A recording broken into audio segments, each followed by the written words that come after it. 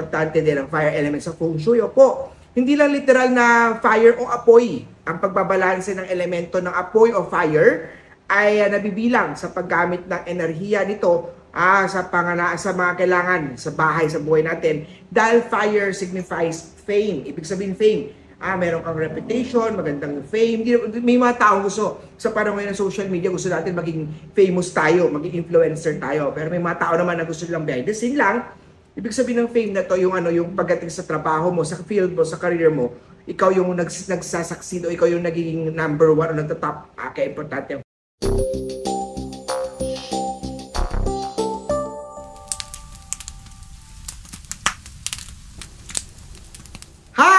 si Master Hans Kuat. Narito na naman isa na naman tayong feng shui tips. Pero bago tayo magsimula, nag-subscribe ka na ba sa aking mga videos?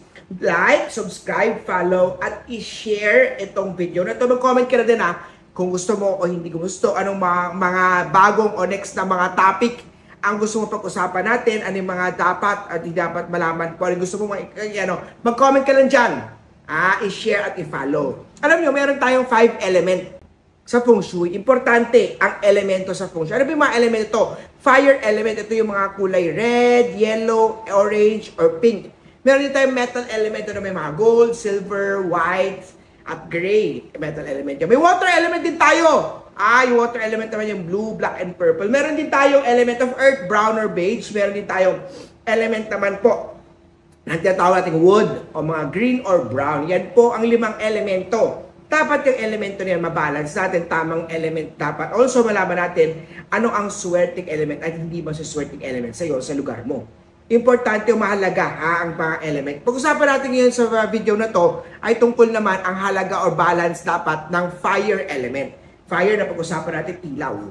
Fire na pag-usapan natin color red, yellow, orange, or pink. Ayan na po yung fire element. Mahalaga ang fire element sa bahay natin, sa buhay natin. Pero importante din na ang mga element natin this month of March, April, May, mga summer season natin, masyado madami ang fire element. Kaya naman may tatawag tayo mga fire prevention month. Pero alam mo ba, importante din ang fire element sa feng shui. Opo, hindi lang literal na fire o apoy. Ang pagbabalanse ng elemento ng apoy o fire ay nabibilang sa paggamit ng enerhiya nito sa mga kailangan sa bahay, sa buhay natin. Dahil fire signifies fame. Ibig sabihin fame. Meron kang reputation, magandang fame. May mga taong gusto, sa panahon ngayon ng social media, gusto natin maging famous tayo, maging influencer tayo. Pero may mga tao naman na gusto lang behind the scene lang. Ibig sabihin ng fame na to, yung pagdating sa trabaho mo, sa field mo, sa career mo, ikaw yung nagsasucceed o ikaw yung nagiging number one o nagtatop. Kaya importante ang fire. Yung passion. Pag masyadong yin o masyadong maraming water element o weak ang fire element sa bahay natin, yung drive natin, yung passion natin, yung determination natin, yung passion, yung apoy, hirati sa sarili natin, medyo nanghina. Lagi tayo gustong mag-give up agad. Ang fire also signifies energy or enerhiya. Ang tamang fire element ay nagdudulot, number 1, ng good metabolism. Sa sarili natin, metabolism. Also, nag-enhance din ang fire element ng maraming energy, active tayo. Determinado tayo sa kalusugan. Ang fire also nag-signify also ng fame, leadership, sa career man o sa negosyo.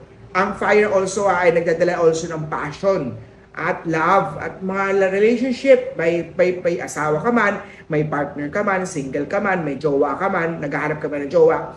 Importante ang fire element. Ang fire element also nag-signify also ng creativity. Yung mga natin, yung sa negosyo natin, nakakapag-isip tayo, ano kaya ang bago kong pwedeng gawin para mas ma-enhance ko yung negosyo ko? Ano kaya dapat kong gawin para sa career ko mas ma-enhance ko? Or inspirasyon, para sa larangan naman ng arts or ng studies, also importante ang fire element. Kung ikaw naman ay tinatawag nating sobra or kulang man sa fire element, imbalance ng fire element mo, pwede daw po magkaroon ng low metabolism. Ano may low metabolism? Yung tumataba tayo masyado. Konting kain na taba-taba na. Yung insomnia naman o tulog dahil sobrang drive o sobrang dami naman ng fire element sa bahay natin, nagkaka-insomnia tayo, hindi tayo makatulog. Kailangan balance din. Yung mga mahilig uminom, depression, yan din yung mga possible naman na imbalance fire element sa bahay. Yung mga chismis, yung gossip sa buhay mo dahil sobrang daming fire o sobrang hinang fire, importante na babalance natin. Yung mga inggit o yung mga toxic na competition sa trabaho man o sa negosyo man.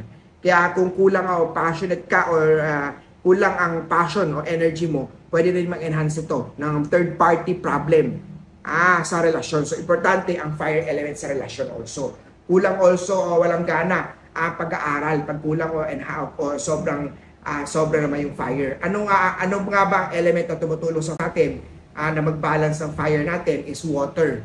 Too much fire, lagyan natin ng konting water, kailangan balance yun para ma-weaken ang fire. Ano naman yung element na nagpapalakas ng fire is wood element naman. Wood element naman, siya naman po yung nagpapalakas ng fire element. So, yan ang ilan sa mga tips natin pagdating sa usapang apoy. Apoy sa bahay, fire element, is very important. Abangan nyo po, mayroon tayong ibang mga elements na pag-uusapan at paano ma-enhance. So gawin natin maliwanag ang bahay natin, especially the main door. Dapat main door maliwanag. Yung kitchen natin, fire element din po ang kitchen natin. So dapat yung kitchen natin may mga touch of mga red, yellow, orange, or pink. Hindi naman lahat ng kulay dapat meron. Choose one color lang, tapos lagyan mo ng konting fire element, dapat maliwanag. Tapos pwede ka maglagay also sa kitchen natin dahil fire element yun, ng wood o ng mga plants o ng mga brown na colors o mga kahoy sa kitchen natin to enhance also yung tinatawag nating wood element. Ang fire element sa bahay is very, very important. Kailangan din ang fire element sa bahay ay balance, no? Personal nyo pong imbitahan si Master Hans kung ako mismo ang pupunta sa bahay, sa tindahan, sa negosyo nyo, sa lugar nyo man, para ma-check natin paano ba mababalance ang fire, water, metal, wood, and the earth elements sa bahay, sa tindahan, sa negosyo nyo man, para ma-enhance natin ang swerte at para ma-reflect naman natin ang mga negativity sa inyong mga buhay. So, paano? Tapos ang topic natin ngayon about sa fire element. Abangan nyo po ang mga next video ko pa po. And please like, please comment anong gusto mong mapag-usapan natin. Share, follow.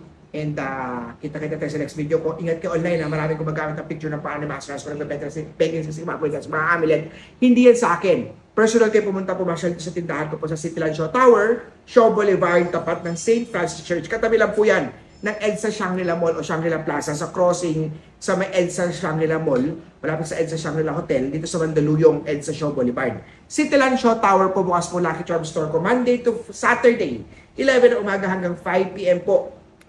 Personal nyo po pa feng shui sa bahay nyo, si Master Hans Kua, sa tindahan nyo, sa negosyo nyo, pupunta dyan, kahit saan man part ng mundo yan, ang part ng Pilipinas, pupuntahan ko yan, 0922-829-0382, 0922-829-0382. PM nyo po ako sa akin, Facebook, yung may blue check, facebook.com/HansKua. Instagram, follow nyo ba yan sa Instagram? Very active din sa Instagram, Master Hans Kua. Bye-bye, and kita tayo sa Lucky Charm Store ko po dito sa Cityland Shaw Tower, Mandaluyong City.